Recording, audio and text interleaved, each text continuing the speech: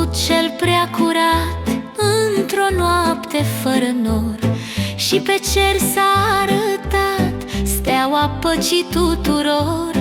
Maica Sfântă îl ținea lângă inima-i fierbinte, și din fața lui venea mângâiere pentru minte.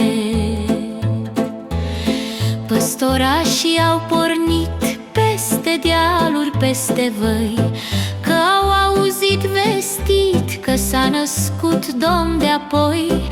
Ieslea rece s-a încălzit de-al lor suflet luminos, când în față s-au smerit și au rostit: Hristos s-a născut frumos.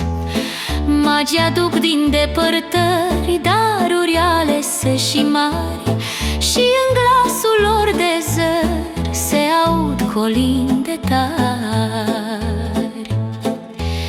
Clopotul din sat vestește taina sfântă neîntrerupt, și pe lume se pornește harul pruncului născut. Noi venim cu pas ușor peste case și bordei, să cântăm mântuitor, pruncușor din ceruri grei.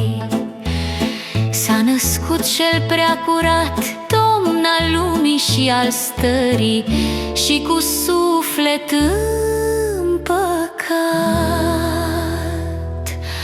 îl primim în seara zării.